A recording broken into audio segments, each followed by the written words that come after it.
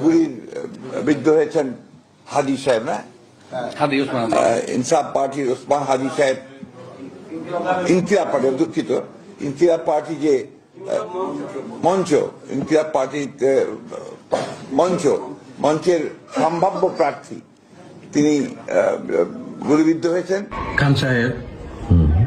বিজয় দিবস উপলক্ষে আপনার শুভেচ্ছা বার্তা কি? বিজয় দিবস উপলক্ষে আমি আমার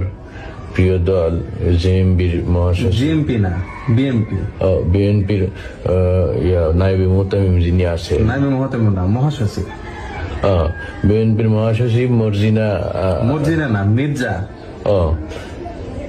মির্জা সাইফুল ইসলাম, সাইফুল না ফখরুল ইসলাম, মির্জা